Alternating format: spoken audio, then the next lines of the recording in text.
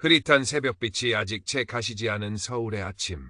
박하나는 익숙한 불안감을 안고 침대에서 몸을 일으켰다. 그녀의 곱슬머리는 밤새 제멋대로 뻗쳐 있었고 거울 속 자신은 여전히 낯설었다. 한국인 어머니와 아프리카계 미국인 아버지 사이에서 태어난 그녀의 피부색은 다른 이들과 확연히 달랐다. 그것은 마치 지워지지 않는 낙인처럼 그녀가 발딛고선 이 땅에서 끊임없이 이방인임을 상기시켰다. 오늘 국내 굴지의 광고회사 크리에이트 서울에서의 첫 출근 날이었다. 꿈에 그리던 회사였지만 능력으로 인정받고 싶다는 간절함과 동시에 또다시 마주할지 모를 시선들에 대한 두려움이 그녀의 가슴을 짓눌렀다.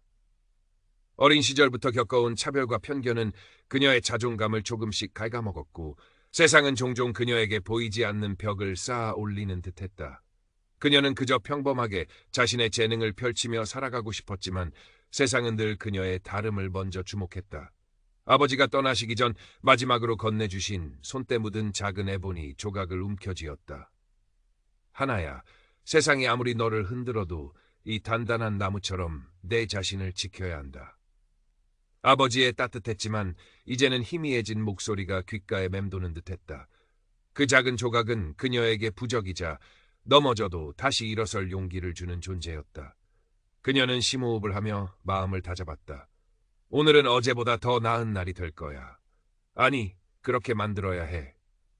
사무실 문을 열고 들어서자 예상했던 대로 호기심과 당혹감이 뒤섞인 시선들이 그녀에게 꽂혔다. 어떤 이는 노골적으로 쳐다보았고 어떤 이는 애써 외면하는 듯했지만 그 모든 시선 속에는 이질감이라는 공통된 정서가 어려 있었다. 애써 태연한 척 자신의 자리를 찾아 안내받았지만 등 뒤에서 느껴지는 수군거림은 날카로운 유리 조각처럼 그녀의 신경을 찔렀다. 저 사람이야? 새로운 디자이너? 피부가 특이하네. 혼혈인가 봐. 머리도 그렇고 우리나라 사람 아닌가 봐. 외국에서 살다 왔나? 그녀는 귀를 닫고 싶었지만 그럴수록 그들의 목소리는 더욱 선명하게 들려왔다. 마치 동물원의 원숭이가 된 듯한 기분이었다. 아무도 그녀의 이름이나 경력에 대해 궁금해하지 않았다. 오직 그녀의 외모만이 그들의 관심사인 듯했다. 팀장이라는 김민주는 서류에서 눈을 떼지 않은 채 건성으로 그녀를 맞았다. 그의 책상 위에는 최고만이 살아남는다.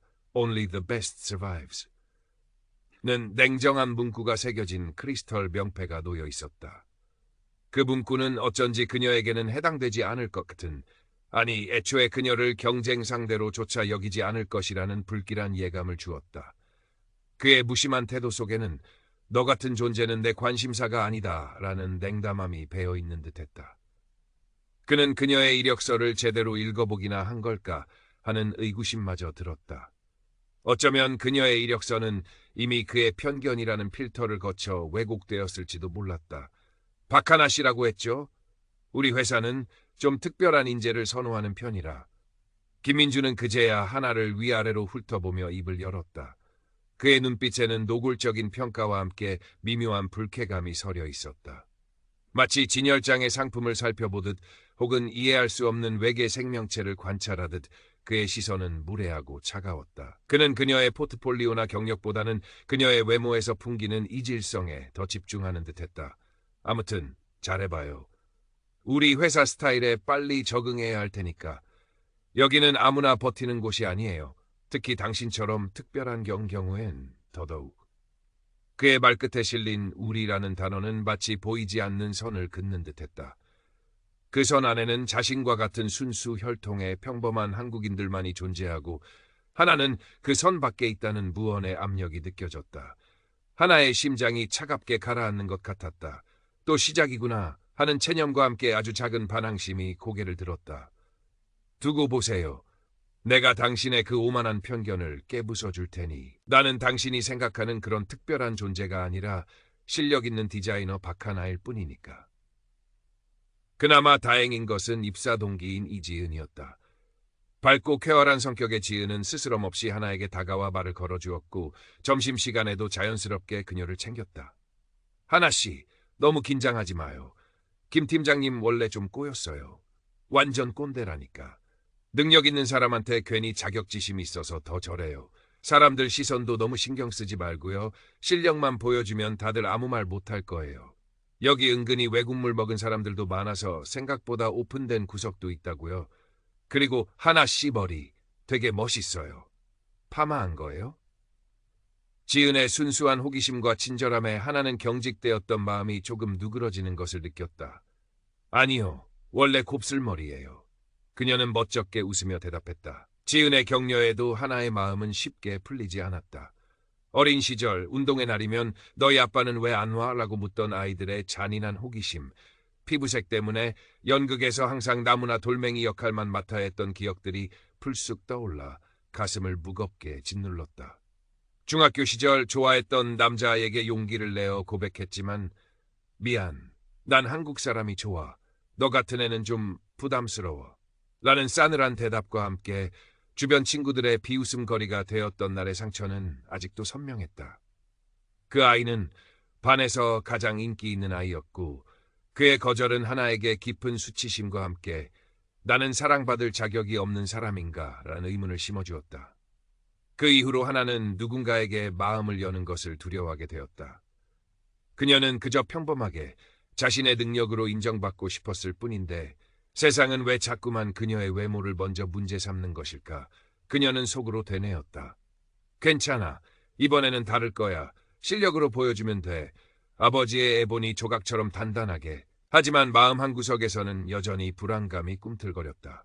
정말 다를 수 있을까? 신제품 론칭 광고 프로젝트가 시작되었고 하나는 자신의 능력을 증명할 기회라고 생각했다. 글로벌 시장을 타겟으로 하는 화장품 브랜드였기에 그녀의 다문화적 배경과 국제적 감각이 도움이 될 것이라고 믿었다. 그녀는 누구보다 열심히 자료를 수집하고 밤을 새워 아이디어를 구체화했다.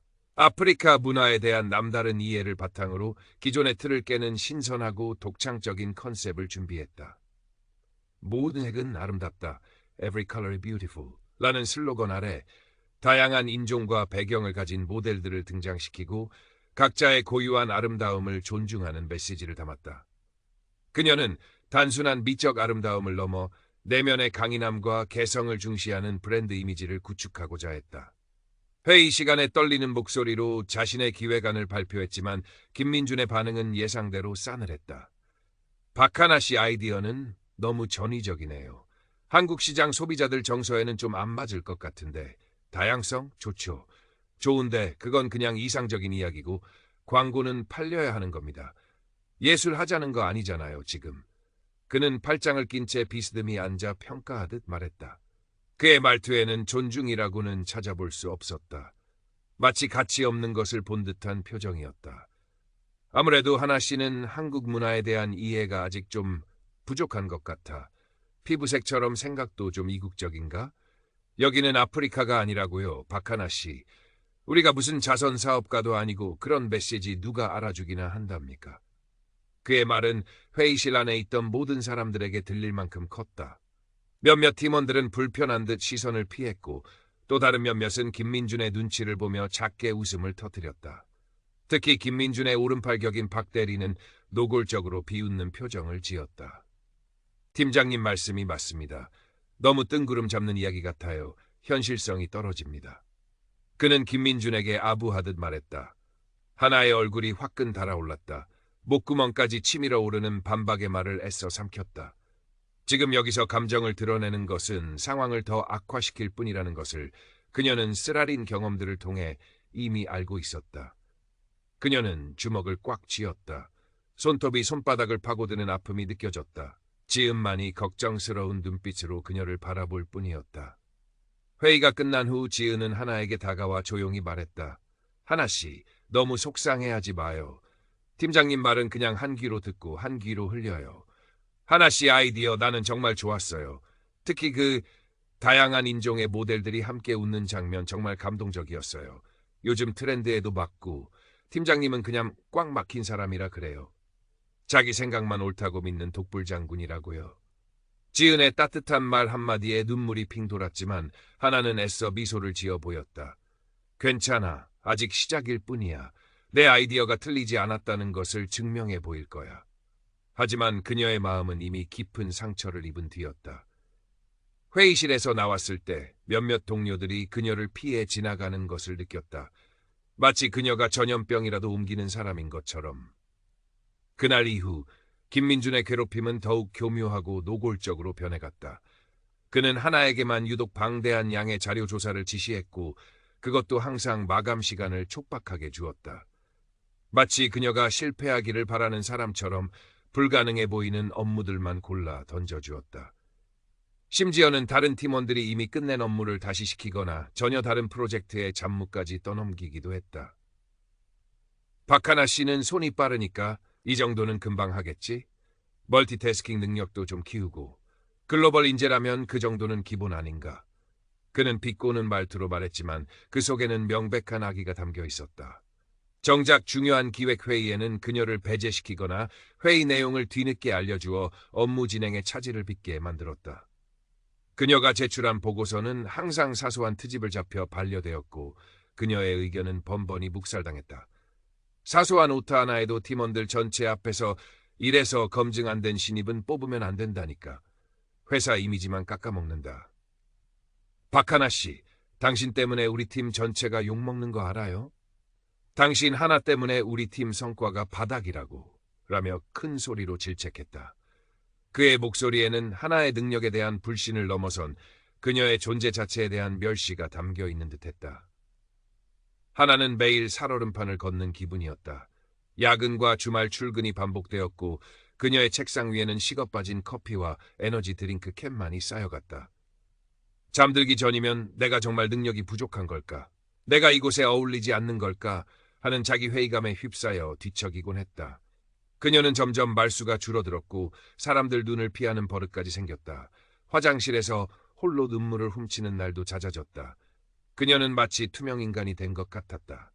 아니, 투명인간보다 못한, 모두에게 불편함을 준 존재가 된 것 같았다. 이지은은 그런 하나를 안타깝게 지켜보며 조용히 도왔다. 하나씨, 너무 혼자 끙끙 앓지 마. 저 인간 원래 저래. 완전 또라이 질량 보존의 법칙 실천하는 인간이잖아. 하나씨가 실력 있는 거 아니까 일부러 더 저러는 거야. 질투하는 거지. 저번에 하나씨 아이디어 보고 속으로 엄청 놀랐을걸? 자기보다 잘난 사람 나타나니까 괜히 밟아버리려는 심보라고. 게다가 하나씨는 팀장님하고 스타일도 완전 다르잖아.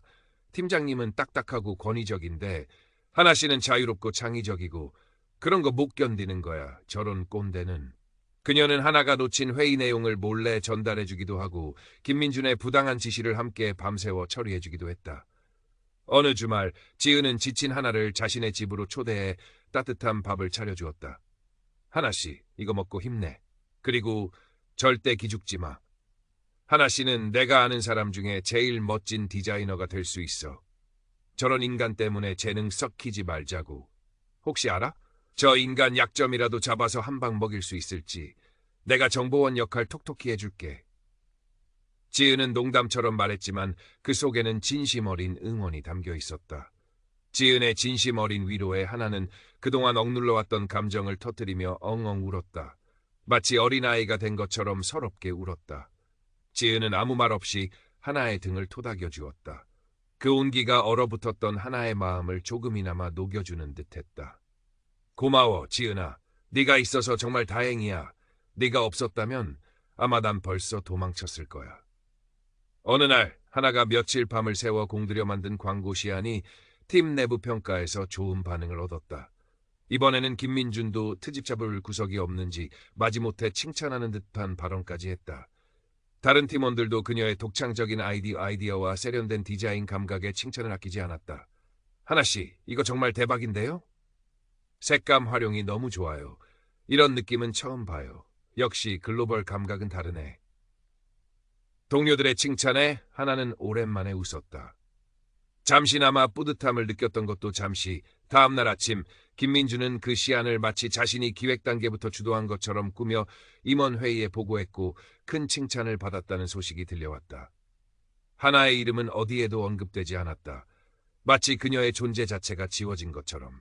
심지어 김민준은 복도에서 마주친 하나에게 뻔뻔하게 말했다.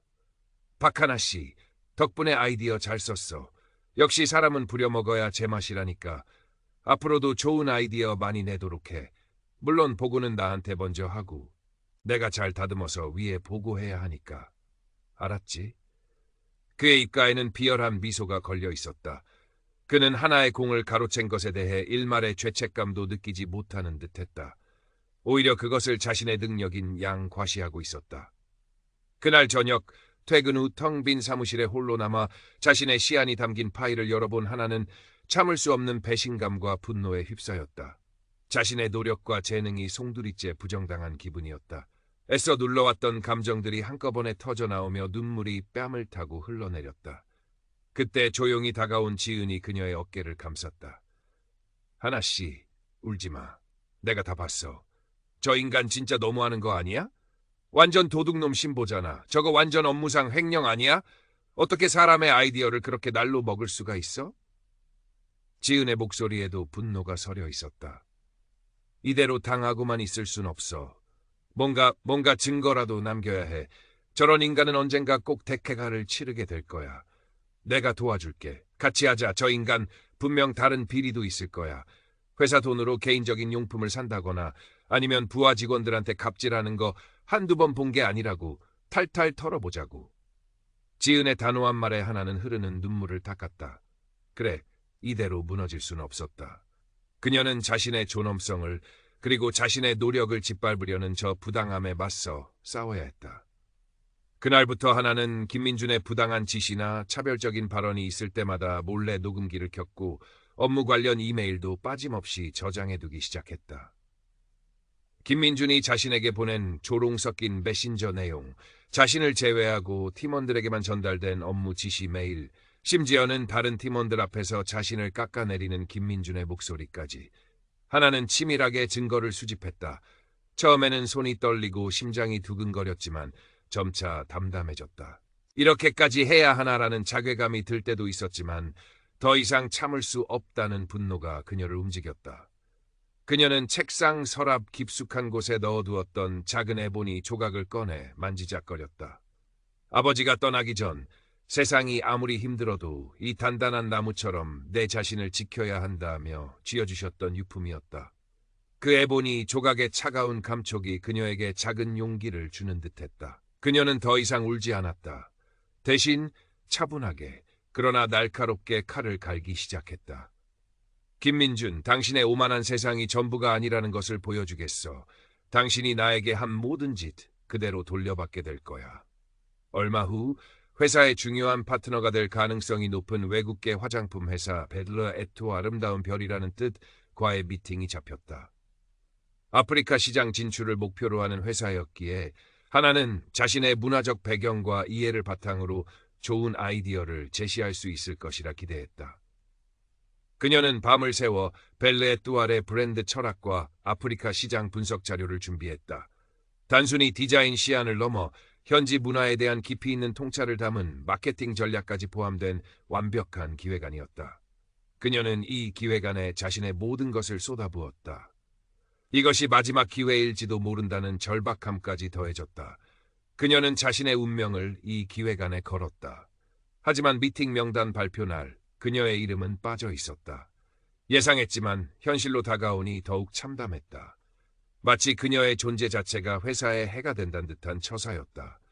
김민주는 심지어 명단에서 그녀의 이름을 직접 삭제했다고 박 대리에게 자랑하듯 말했다는 소문까지 들려왔다.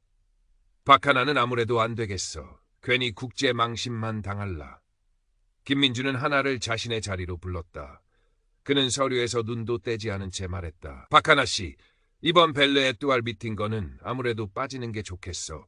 알다시피 클라이언트가 좀 보수적이라서 괜히 하나씨 외모 때문에 회사 이미지에 누가 되면 곤란하잖아. 오해 살 일은 미리 방지하는 게 좋지 않겠어? 그의 목소리에는 일말의 미안함조차 담겨있지 않았다. 마치 당연한 결정을 통보하는 듯한 냉정하고 사무적인 말투였다. 그는 심지어 박하나 씨를 위해서라는 듯한 가식적인 표정까지 지어 보였다. 그는 마치 하나의 존재 자체가 회사의 리스크라고 생각하는 듯했다. 그리고 이번 프로젝트는 내가 총괄해서 진행할 거니까 박하나 씨는 그냥 내가 시키는 서포트 업무나 잘 처리하도록 해요. 괜히 엉뚱한 생각하지 말고. 그의 말은 비수처럼 하나의 가슴에 꽂혔다. 오해 살 일, 회사 이미지. 결국 또다시 그녀의 외모가 문제였다. 그녀의 능력이나 노력은 아무런 고려 대상조차 되지 못하는 듯했다. 하나는 입술을 깨물었다. 분노와 절망감이 동시에 밀려왔지만 그녀는 애써 평정을 유지하려 했다. 이제 더 이상 예전처럼 속으로만 사귀는 박하나가 아니었다. 그녀에게는 지은이라는 든든한 아군이 있었고 손에는 보이지 않는 무기가 들려 있었다. 그녀는 조용히 녹음기 버튼을 눌렀다. 이번에는 그의 목소리뿐만 아니라 그의 뻔뻔한 표정까지 담고 싶었지만 그럴 수 없는 것이 안타까웠다. 팀장님, 제 외모가 클라이언트에게 어떤 오해를 줄 수 있다는 말씀이신지 구체적으로 설명해 주실 수 있습니까? 저는 이 프로젝트에 기여할 수 있는 충분한 지식과 아이디어를 가지고 있다고 생각합니다. 제 기획안을 검토해 보셨는지요? 아니면 제 외모가 팀장님 개인의 판단 기준에 미치지 못하는 것입니까? 팀장님의 그 보수적인 클라이언트라는 말은 결국 팀장님 자신의 편견을 정당화하기 위한 변명 아닙니까? 하나의 목소리는 떨렸지만 단호함이 묻어 있었다. 그녀는 김민준의 눈을 똑바로 쳐다보았다. 더 이상 그의 시선을 피하지 않았다. 김민준은 그제야 고개를 들어 하나를 쏘아보았다. 그의 눈에는 짜증과 경멸이 뒤섞여 있었다. 박하나 씨, 지금 내 말 못 알아들어요? 내가 알아서 할 테니까 그냥 시키는 일이나 제대로 해요. 자꾸 주제 넘게 나서지 말고. 그리고 당신 기획안? 그런 거 볼 시간 없어.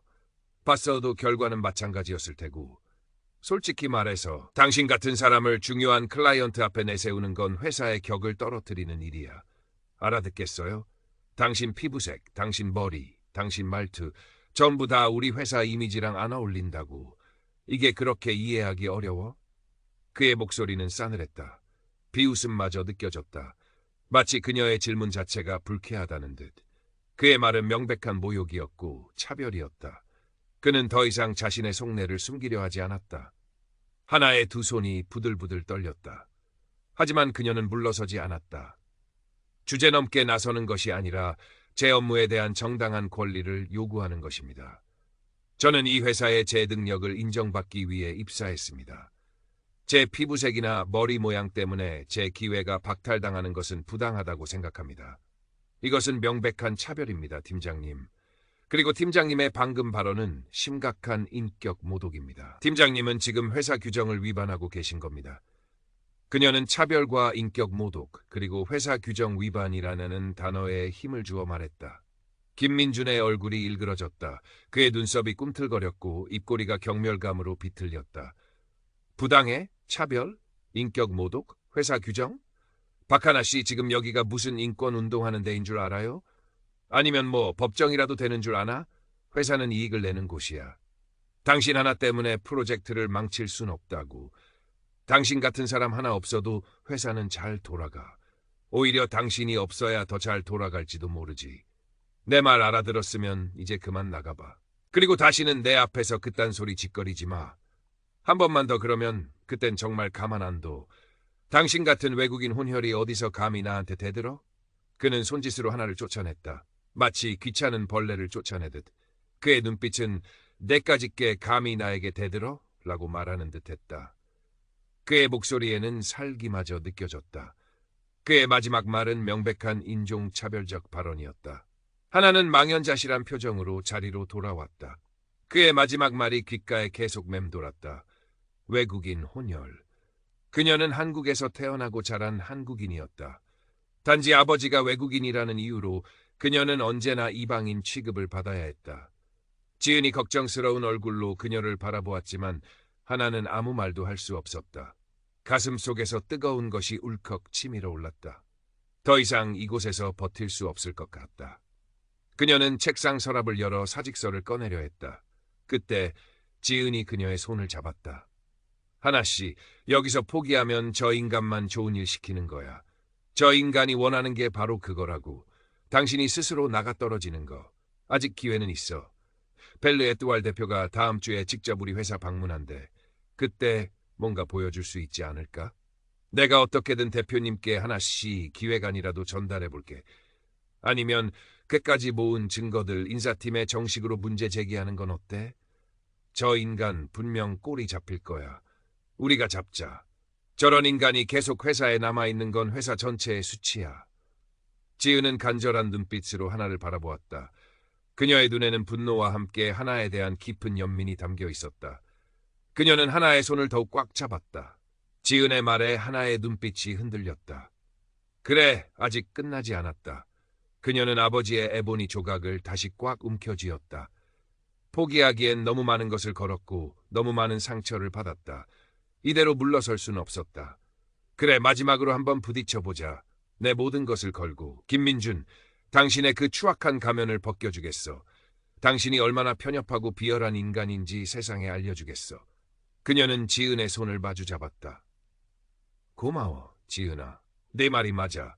이대로 끝낼 순 없어. 마지막까지 싸워볼 거야. 두 사람의 눈빛이 결연하게 빛났다. 벨르 에뚜아레 대표, 마담 솔랑주 디부와 회사에 방문하는 날이 밝았다.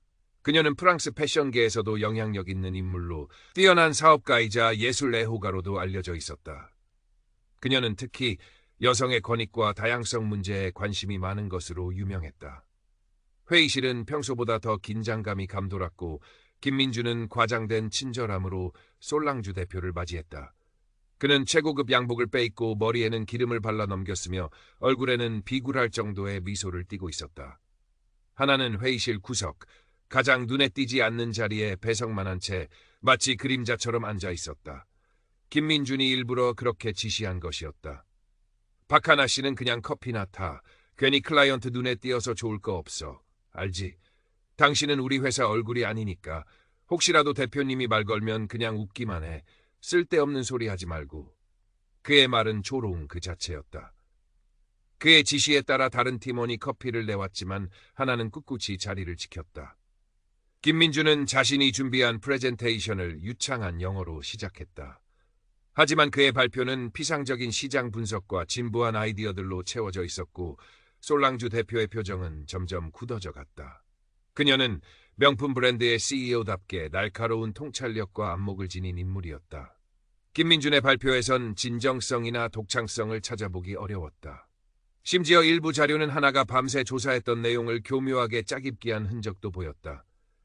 교묘하게 단어 몇 개만 바꾸거나 디자인 레이아웃을 살짝 변경했을 뿐이었다. 하나는 주먹을 꽉 쥐었다. 그의 뻔뻔함에 치가 떨렸다. 하지만 그녀는 동요하지 않고 솔랑주 대표의 표정을 살폈다. 발표가 끝나고 질의응답 시간이 되자 솔랑주 대표는 날카로운 질문들을 쏟아냈다. 아프리카 시장의 문화적 특수성, 경쟁사 분석의 허점, 제시된 아이디어의 실현 가능성 등 그녀의 질문은 핵심을 꿰뚫었다. 김민주는 당황하며 횡설수설했고 준비한 답변을 제대로 하지 못했다. 그의 이마에는 식은땀이 송골송골 맺혔고 목소리는 점점 기어들어갔다. 회의실의 분위기는 점점 싸늘해져 갔다. 임원들의 얼굴에도 실망감이 역력했다. 김민주는 궁지에 몰린 쥐처럼 안절부절 못했다. 바로 그때 솔랑주 대표의 시선이 회의실 구석에 앉아있던 하나에게 머물렀다. 그녀는 하나를 찬찬히 바라보더니 부드러운 프랑스어 억양이 섞인 영어로 물었다. 저기 앉아 계신 젊은 여성분은? 혹시 이 프로젝트에 참여하고 계신 분인가요? 발표 내내 매우 인상적인 표정으로 경청하고 계셔서요. 마치 하고 싶은 이야기가 많은 사람처럼 보였습니다. 눈빛에서 뭔가 다른 에너지가 느껴지던데요. 혹시 박하나 씨 아니신가요? 제가 사전에 전달받은 자료에서 박하나 씨의 포트폴리오를 인상 깊게 봤습니다만 특히 아프리카 전통 문양을 현대적으로 재해석한 디자인들이 매우 독창적이었습니다. 솔랑주 대표의 말에 김민준의 얼굴이 하얗게 질렸다. 그는 하나가 그런 자료를 제출했을 거라고는 상상도 못했던 것이다. 아니, 제출했더라도 자신이 중간에서 가로챘을 것이라고 생각했을지도 모른다. 김민준의 얼굴이 순간 굳어졌다. 그는 애써 미소를 지으며 대답했다. 아, 박하나 씨는 저희 팀 신입 디자이너입니다. 아직 배우는 단계라 오늘 회의는 참관만 하고 있습니다. 특별한 의견은 없을 겁니다. 대표님께서 보신 자료는 아마 제가 지도해서 만든 것일 겁니다. 저희 팀은 팀워크를 중시해서 좋은 아이디어는 함께 발전시키거든요. 그의 말투에는 하나를 무시하는 듯한 뉘앙스가 역력했다. 그는 솔랑주 대표의 시선이 하나에게 향한 것 자체가 불쾌하다는 듯 미간을 찌푸렸다. 어떻게든 상황을 자신에게 유리하게 돌리려는 속셈이었다. 그는 하나의 공을 다시 한번 가로채려 하고 있었다. 솔랑주 대표는 고개를 끄덕이며 하나에게 직접 말을 걸었다. 박하나 씨, 혹시 이 프로젝트에 대해 개인적으로 가지고 있는 생각이나 아이디어가 있다면 자유롭게 이야기해 주시겠어요? 저는 젊은 세대의 신선한 관점을 중요하게 생각합니다. 직급이나 경력은 중요하지 않아요. 중요한 것은 열정과 통찰력이죠. 저는 틀에 박힌 답변보다는 솔직하고 창의적인 의견을 듣고 싶습니다. 그리고 방금 팀장님의 말씀과는 다르게 저는 박하나 씨의 독자적인 아이디어가 궁금합니다. 당신의 포트폴리오에서 느껴졌던 그 강렬한 에너지의 근원을 알고 싶군요. 그녀의 말에는 김민준에 대한 미묘한 불신이 담겨 있었다. 그녀는 사람을 꿰뚫어 보는 듯한 날카로운 눈빛을 가지고 있었다. 모든 시선이 하나에게 쏠렸다. 김민준은 눈짓으로 하나에게 아무 말도 하지 말라는 무언의 압력을 보냈다. 그의 눈빛은 내까짓게 뭘 안다고 나서 감히 내 앞길을 막으려고 해? 여기서 입 한번 잘못 놀리면 회사에서 살아남을 생각 마. 내가 너 하나쯤 묻어버리는 건 일도 아니야. 라고 말하는 듯했다. 하나의 심장이 세차게 뛰기 시작했다. 지금 이 순간을 놓치면 다시는 기회가 없을지도 몰랐다. 그녀는 자리에서 천천히 일어섰다. 손에는 아버지의 에보니 조각이 땀으로 축축하게 젖어 있었다. 지난 몇 달간 겪었던 서름과 분노, 그리고 희미한 희망이 그녀의 가슴 속에서 소용돌이쳤다. 그녀는 깊게 숨을 들이쉬었다. 그리고 김민준의 협박 어린 시선을 정면으로 마주 보았다. 더 이상 그의 위협에 굴복하지 않겠다는 결연한 의지가 그녀의 눈빛에 담겨 있었다. 그녀는 이제 혼자가 아니었다. 지은이 있었고 그녀의 편이 되어줄지도 모르는 솔랑주 대표가 있었다. 대표님, 먼저 제게 발언할 기회를 주셔서 감사합니다. 하나의 목소리는 떨렸지만 눈빛은 그 어느 때보다 단호했다. 저는 벨레 에뚜알이 아프리카 시장에 진출하는 것에 대해 깊이 고민해왔습니다. 단순한 제품 판매를 넘어 아프리카 여성들의 아름다움과 그들의 고유한 문화를 존중하고 함께 성장하는 브랜드가 되어야 한다고 생각합니다. 그것이 바로 벨르 에뚜알이 추구하는 진정한 아름다움과 맞닿아 있다고 믿습니다. 팀장님의 발표는 죄송하지만 아프리카 시장에 대한 피상적인 접근이라고 생각합니다. 현지 문화에 대한 깊이 있는 이해와 존중이 부족해 보였습니다. 예를 들어 발표 자료에 사용된 이미지들은 대부분 서구적인 시각에서 재현된 아프리카의 모습이었고 실제 현지 여성들의 다양한 아름다움을 제대로 담아내지 못했습니다. 그녀는 김민준을 한번 쳐다보고 말을 이어갔다. 김민준의 얼굴은 분노로 벌겋게 달아올랐지만 솔랑주 대표 앞이라 차마 소리를 지르지는 못하고 입술만 파르르 떨고 있었다. 그의 눈빛은 살기를 띠고 있었다. 하나는 자신이 밤새 준비했던 자료 없이도 아프리카 문화에 대한 깊은 이해와 애정을 바탕으로 자신의 아이디어를 열정적으로 설명하기 시작했다. 그녀는 아프리카 각 지역의 전통적인 미용법과 천연 원료, 그리고 그것을 현대적인 감각으로 재해석한 제품 라인업을 제안했다. 시어버터, 아르간 오일, 바오밥 나무 추출물 등 현지에서 나는 재료들을 활용한 친환경적이고 지속 가능한 제품 개발의 중요성을 강조했다. 또한 현지 여성들과의 협업을 통한 공정무역 시스템 도입, 그들의 경제적 자립을 돕는 사회공헌 프로그램과 그들의 진솔한 이야기를 담은 마케팅 캠페인 전략까지 제시했다. 그녀의 이야기는 단순한 사업 전략을 넘어 문화적 공감과 진정성 있는 소통의 중요성을 강조하고 있었다. 그녀의 목소리에는 확신이 넘쳤고 눈빛은 반짝였다. 그녀는 더 이상 위축된 신입사원이 아니었다. 자신의 분야에 대한 깊은 지식과 열정을 가진 전문가의 모습이었다. 그녀의 설명에는 막힘이 없었고 때로는 유창한 영어로, 때로는 진심을 담은 한국어로 솔랑주 대표의 마음을 사로잡았다. 그녀는 준비해온 작은 스케치북을 펼쳐 자신이 직접 그린 컨셉 아트와 디자인 시안들을 보여주기도 했다. 그것들은 김민준이 도용했던 시안과는 차원이 다른 독창적이고 섬세한 작품들이었다. 회의실 안은 숨막히는 정적이 흘렀다. 김민준은 창백해진 얼굴로 하나를 노려보고 있었고 다른 팀원들은 놀라움과 흥미가 뒤섞인 표정으로 그녀의 말을 경청했다. 어떤 이는 고개를 끄덕였고 어떤 이는 감탄의 표정을 숨기지 못했다. 그동안 하나의 능력을 의심했던 사람들조차 그녀의 발표에 빠져들었다. 이지은은 주먹을 불끈 쥐고 속으로 하나를 응원했다. 그래, 하나야! 내 실력을 제대로 보여줘. 솔랑주 대표는 팔짱을 낀 채 깊은 생각에 잠긴 듯 눈을 감고 있었다. 그녀의 미간에는 진지한 고뇌의 흔적이 엿보였다. 마치 하나의 말 한마디 한마디를 곱씹으며 무언가를 가늠하는 듯한 모습이었다. 하나의 발표가 끝나자 솔랑주 대표는 천천히 눈을 떴다. 그녀의 얼굴에는 부드러운 미소가 떠올랐다. 그 미소는 단순한 예의가 아닌 진심에서 우러나오는 감탄과 존중의 표시였다. 박하나 씨, 정말 감동적이었습니다. 당신의 이야기는 제가 오랫동안 찾고 있던 바로 그것입니다. 벨르 에뚜알은 단순한 화장품 회사가 아니라 전 세계 여성들에게 영감을 주고 그들의 삶에 긍정적인 영향을 미치는 브랜드가 되기를 꿈꿉니다. 당신의 아이디어는 그 꿈을 실현하는 데 매우 중요한 열쇠가 될 것 같습니다. 특히 문화적 존중과 진정성 있는 소통을 강조하신 부분이 인상 깊었습니다. 김 팀장님의 발표에서는 전혀 찾아볼 수 없었던 깊이였습니다. 저는 박하나 씨의 포트폴리오에서 이미 당신의 잠재력을 보았지만 오늘 직접 이야기를 들어보니 더욱 확신이 생깁니다. 당신의 그 스케치북에 담긴 열정과 창의성은 정말 놀랍군요. 그녀는 마지막 말을 덧붙이며 김민준을 힐끗 쳐다보았다. 김민준은 마치 사형 선고라도 받은 사람처럼 얼굴이 흑빛으로 변해 있었다. 그의 오만했던 눈빛은 온데간데 없고 초조함과 불안감만이 가득했다. 그녀는 자리에서 일어나 하나에게 다가가 따뜻하게 악수를 청했다. 우리 회사와 꼭 함께 일하고 싶습니다, 박하나 씨. 당신 같은 인재를 만나게 되어 정말 기쁩니다. 이 프로젝트는 당신이 주도하는 것이 맞다고 생각합니다. 필요한 지원은 무엇이든 아끼지 않겠습니다. 그리고 당신의 그 용기와 솔직함에 경의를 표합니다. 그녀는 하나의 손을 힘주어 잡으며 진심을 전했다. 그 순간 회의실 한쪽에서 이지은이 감격에 겨워 작게 탄성을 질렀다. 김민주는 마치 유령이라도 본 듯한 표정으로 굳어 있었다. 그의 얼굴은 분노와 당혹감, 그리고 믿을 수 없다는 표정으로 일그러져 있었다.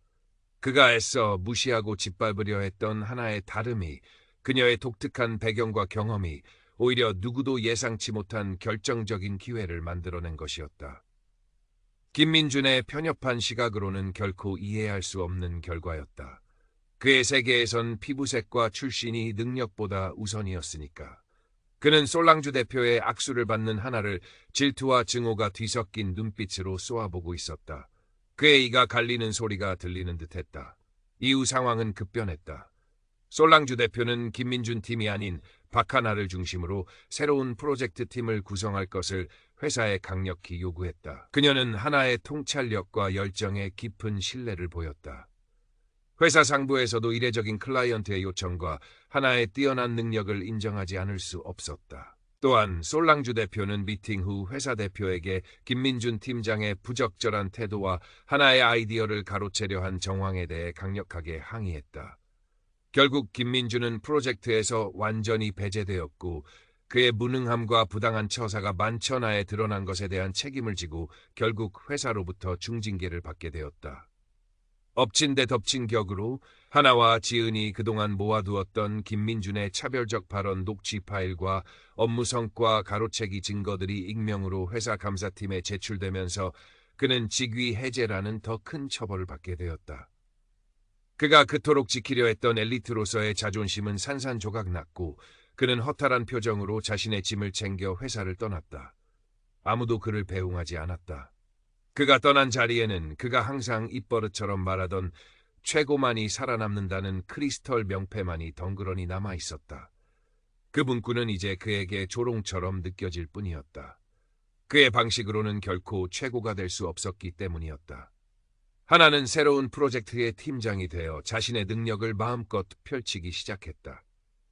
처음에는 부담감도 컸지만 지은을 비롯한 새로운 팀원들의 적극적인 지지와 협력 덕분에 점차 자신감을 찾아갔다. 팀원들은 이제 더 이상 그녀의 외모를 신기하게 쳐다보거나 수군거리지 않았다. 오히려 그녀의 독특한 배경과 경험에서 나오는 창의적인 아이디어를 존중하고 배우려 했다. 물론 모든 것이 순탄하지만은 않았다.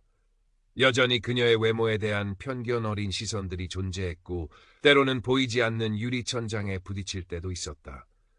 외부 협력업체와의 미팅에서는 여전히 그녀의 국적이나 가족 관계에 대해 무례한 질문을 던지는 사람들이 있었고 어떤 이들은 그녀의 지시를 은근히 무시하기도 했다. 하지만 이제 그녀 곁에는 든든한 지원군인 이지은과 그녀의 능력을 믿고 지지해주는 동료들이 있었다. 그리고 무엇보다 그녀 자신 안에 단단한 용기와 자신감이 자리 잡고 있었다. 그녀는 더 이상 과거의 상처에 얽매여 자신을 숨기거나 위축되지 않았다. 부당한 시선이나 발언에는 당당하게 맞섰고 자신의 의견을 명확하게 표현했다. 그녀의 변화는 주변 사람들에게도 긍정적인 영향을 미치기 시작했다. 그녀는 자신도 모르는 사이에 회사 내의 작은 변화를 이끄는 선구자가 되어가고 있었다.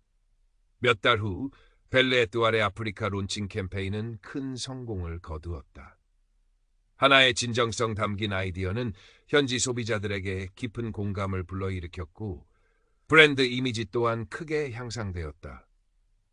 모든 색은 아름답다. Everyful라는 캠페인 슬로건은 전 세계적으로 큰 반향을 일으켰고 여러 언론에서 주목받았다. SNS에서는 다양한 인종의 여성들이 자신의 아름다움을 당당하게 드러내는 인증샷 릴레이가 이어지기도 했다. 그녀는 자신의 힘으로 무언가를 이루어냈다는 성취감과 함께 세상의 편견에 맞서 싸워 이겼다는 작은 승리감을 느꼈다. 하지만 그 승리감 속에는 여전히 씁쓸한 뒷맛이 남아있었다. 이 모든 과정이 결코 쉽지 않았으며 세상에는 여전히 수많은 김민준들이 존재한다는 사실을 그녀는 알고 있었다. 그리고 그들로 인해 고통받는 또 다른 박하나들이 있다는 것도. 그녀는 자신의 성공이 단지 운이 좋았기 때문은 아닐까 하는 생각도 떨칠 수 없었다.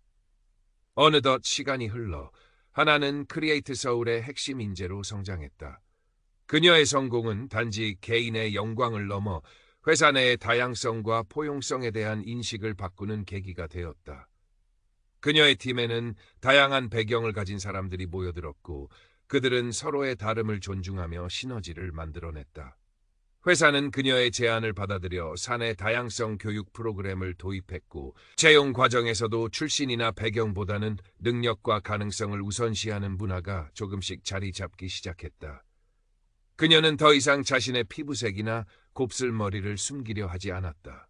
그것은 그녀를 규정하는 수많은 특징 중 하나일 뿐 그녀의 가치를 훼손할 수 없다는 것을 깨달았기 때문이다. 그녀는 자신의 모습 그대로 당당하게 세상과 마주했다. 가끔 길거리에서 여전히 호기심 어린 시선을 받기도 했지만 이제는 그 시선들을 여유롭게 받아넘길 수 있었다. 그래요, 저는 다릅니다. 그리고 그 다름이 바로 저의 힘입니다. 라고 속으로 외치면서. 때로는 그런 시선에 가볍게 미소 지어주기도 했다.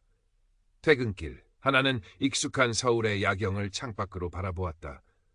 한강 다리 위를 오가는 수많은 불빛들처럼 세상에는 다양한 사람들이 각자의 빛을 내며 살아가고 있었다. 그 모든 빛깔들이 어우러져 더 아름다운 세상을 만들 수 있다는 것을 그녀는 이제 믿었다. 그녀의 손에는 여전히 아버지의 에보니 조각이 쥐어져 있었다.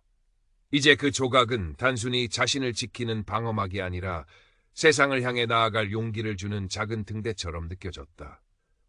그녀의 마음속에는 안도감과 함께 여전히 세상 어딘가에 존재할지 모를 또 다른 김민준들, 그리고 그들로 인해 고통받을지 모를 또 다른 박하나들에 대한 연민과 책임감이 조용히 자리 잡고 있었다. 그녀의 싸움은 아직 끝나지 않았지만 이제 그녀는 혼자가 아니었다. 그리고 그 사실만으로도 그녀는 충분히 강해질 수 있었다. 그녀는 언젠가 자신의 이야기를 세상에 전하고 싶다는 새로운 꿈을 꾸기 시작했다.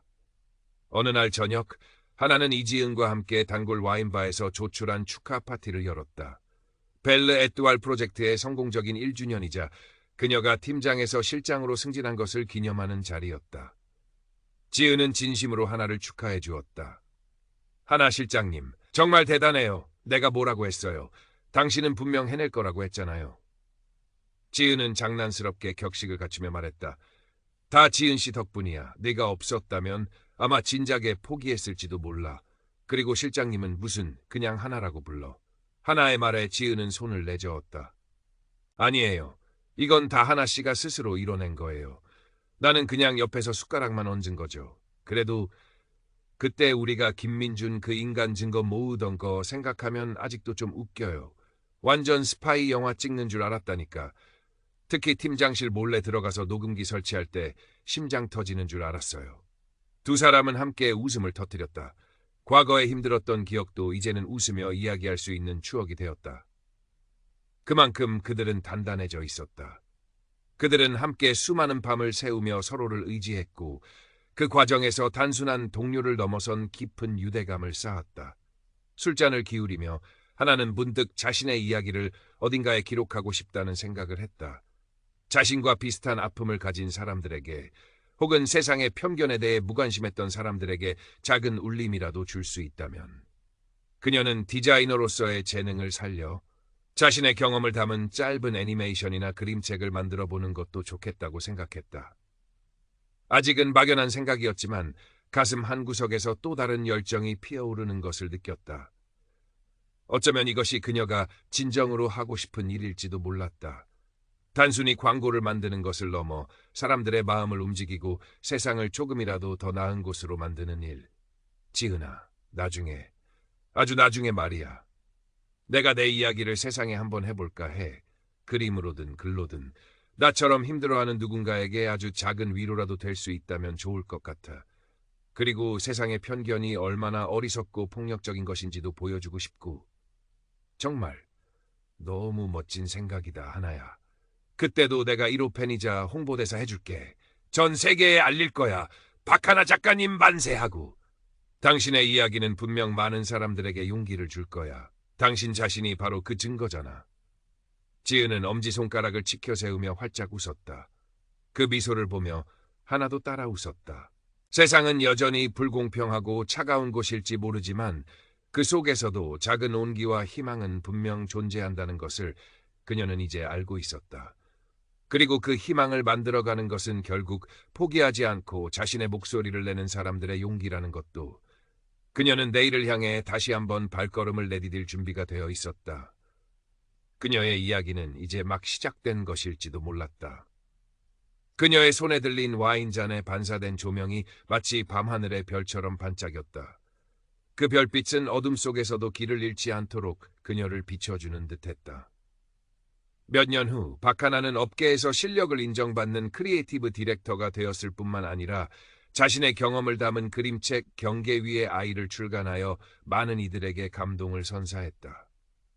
그녀의 책은 여러 나라 언어로 번역되었고 다름을 가진 아이들에게 용기를 주는 필독서로 자리매김했다. 책 속에는 피부색도 머리 모양도 생각도 조금 다른 아이가 세상의 편견과 마주하며 성장하는 이야기가 아름다운 그림과 함께 담겨 있었다. 그녀의 이름 앞에는 다양성의 아이콘, 경계를 허무는 디자이너이자 작가와 같은 수식어가 따라붙었다. 그녀는 여전히 크리에이트 서울에서 일하고 있었지만 회사는 그녀의 영향으로 이전과는 많이 달라져 있었다. 더 많은 외국인 직원들과 다양한 배경을 가진 인재들이 함께 일했고 자유롭고 수평적인 분위기 속에서 창의적인 아이디어들이 넘쳐났다. 김민준과 같은 인물은 더 이상 발붙일 곳이 없었다. 그는 업계에서 완전히 매장되었다는 소문만 간간히 들려올 뿐이었다. 어떤 이는 그가 작은 지방 도시에서 이름 없는 회사에 다니고 있다고도 했고 어떤 이는 아예 업계를 떠났다고도 했다. 그의 몰락은 그가 저지른 차별과 오만의 당연한 결과였다. 하나는 자신의 경험을 바탕으로 사내 소수자 지원 프로그램을 만드는데도 적극적으로 참여했다. 멘토링 시스템을 도입하고 차별 금지 교육을 강화했으며 심리 상담 지원도 확대했다. 그녀는 과거 자신이 겪었던 외로움과 어려움을 다른 누군가가 반복하지 않기를 바랐다. 그녀는 또한 다문화 가정 아이들을 위한 미술 교육 봉사 활동에도 꾸준히 참여하며 자신의 재능을 사회에 환원했다. 그녀의 손길을 거쳐간 아이들은 그림을 통해 자신의 목소리를 내는 법을 배웠고 세상의 다름을 존중하는 마음을 키워나갔다. 개인적으로도 그녀에게는 많은 변화가 있었다. 더 이상 사람들의 시선을 두려워하지 않았고 자신의 곱슬머리를 자연스럽게 드러내고 다녔다. 때로는 강렬한 아프리카풍의 액세서리를 하거나 전통 의상을 현대적으로 재해석한 옷을 입기도 했다. 그것은 그녀에게 자신감의 표현이자 자신의 뿌리에 대한 자부심이었다.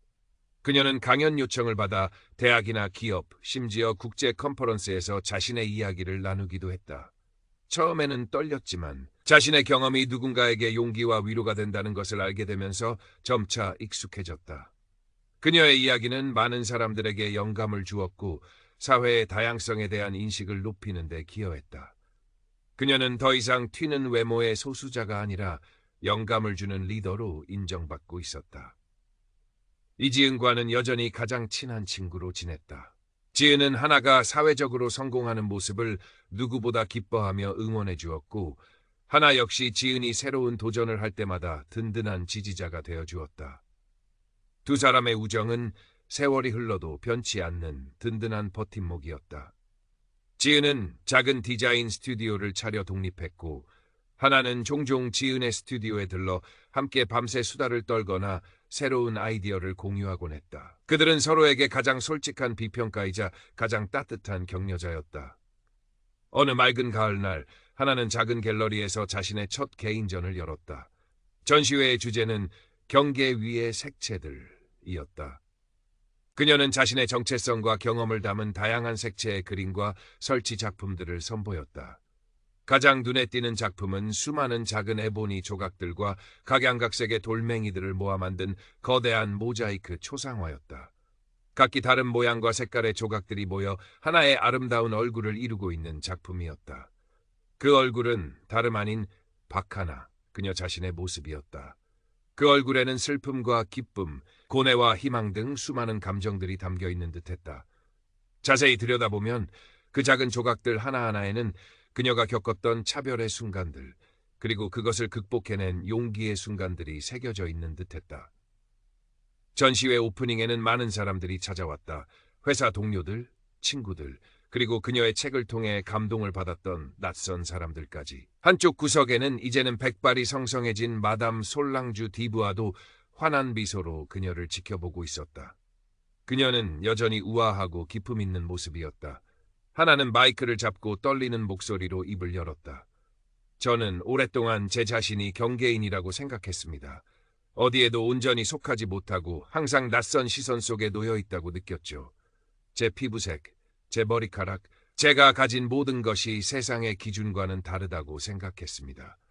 그 경계선 위에서 저는 늘 외롭고 불안했습니다. 하지만 이제는 압니다. 경계는 단절이 아니라 연결의 공간이 될 수 있다는 것을요. 서로 다른 색깔들이 만나 더 아름다운 무지개를 만들듯이 우리의 다름은 세상을 더욱 풍요롭게 만들 수 있다는 것을요. 이 작품 속의 수많은 조각들처럼 우리 모두는 각자의 고유한 색깔과 모양을 가지고 있습니다. 그리고 그 다름이 모여 더 큰 아름다움을 만들어낼 수 있다고 믿습니다. 중요한 것은 서로의 색을 존중하고 조화롭게 어우러지려는 노력입니다. 그녀의 말에 사람들은 뜨거운 박수를 보냈다. 그 박수 소리를 들으며 하나는 가슴 벅찬 감동을 느꼈다. 그녀의 눈가에 촉촉한 이슬이 맺혔다. 아버지의 에보니 조각은 이제 그녀의 손안이 아닌 갤러리 한가운데 가장 빛나는 작품의 일부가 되어 있었다. 그것은 더 이상 개인적인 상징물을 넘어 모두의 마음속에 단단한 용기와 희망을 심어주는 존재로 거듭난 듯했다. 그녀의 여정은 계속될 것이었다. 더 많은 색채들이 서로 어우러져 아름다운 세상을 만들어갈 수 있도록 그녀는 붓을 놓지 않을 터였다. 전시회가 성공적으로 끝나고 며칠 뒤 하나는 오랜만에 어머니와 함께 시간을 보냈다. 어머니는 딸의 성공을 누구보다 자랑스러워하면서도 그동안 딸이 겪었을 마음고생에 가슴 아파했다. 하나야, 네가 이렇게 잘 돼서 엄마는 정말 기쁘다. 네 아빠도 하늘에서 분명 기뻐하고 있을 거야. 하지만 그동안 얼마나 힘들었을까 생각하면 마음이 아파. 진작 엄마한테 다 털어놓지 그랬니? 엄마가 아무것도 못해줘서 미안하다. 그저 네가 씩씩하게 잘 자라주기만을 바랐는데 엄마가 너무 무심했나 봐. 어머니의 눈가에도 물기가 어렸다. 하나는 어머니의 주름진 손을 잡으며 부드럽게 말했다. 엄마 물론 힘든 시간도 있었지. 하지만 괜찮아. 이제는 정말 괜찮아. 그리고 엄마가 항상 내 곁에 있었잖아. 엄마가 해준 따뜻한 밥, 그리고 우리 딸 최고라고 해주시던 그 말 한마디가 나에게는 세상 그 어떤 것보다 큰 힘이었어. 그거면 충분했어. 엄마 덕분에 내가 이렇게 단단해질 수 있었던 거야. 어머니는 말없이 딸의 머리를 쓰다듬었다. 그 손길에서 깊은 사랑과 안도가 느껴졌다. 두 사람은 한참 동안 서로를 바라보며 조용히 미소 지었다. 그 미소 속에는 말로 다할 수 없는 많은 감정들이 담겨 있었다. 그날 밤 하나는 자신의 작업실 책상에 앉아 새로운 스케치북을 펼쳤다. 문득 어린 시절 아버지와 함께 그림을 그리던 기억이 떠올랐다. 아버지는 늘 그녀에게 내 마음속의 세상을 자유롭게 펼쳐보렴. 그 어떤 색깔도 그 어떤 모양도 다 괜찮단다. 세상에는 단 하나의 정답만 있는 게 아니니까. 너의 색깔이 바로 정답이란다. 하나야. 라고 말씀하시곤 했다. 그녀는 연필을 잡고 하얀 종이 위에 선을 그리기 시작했다. 그것은 자신과 같은 또 다른 경계인들의 이야기일 수도 있었고 혹은 아직 세상에 알려지지 않은 아름다운 문화에 대한 이야기일 수도 있었다. 어쩌면 그녀의 다음 그림책의 시작일지도 몰랐다. 무엇을 그리든 그녀는 이제 두렵지 않았다. 그녀의 손끝에서 피어나는 색채들은 세상을 향한 그녀의 또 다른 목소리가 될 터였다. 그 목소리는 작지만 단단했고 따뜻한 온기를 품고 있었다. 창밖으로는 여전히 서울의 밤이 깊어가고 있었다. 수많은 불빛들이 각자의 이야기를 속삭이는 듯했다.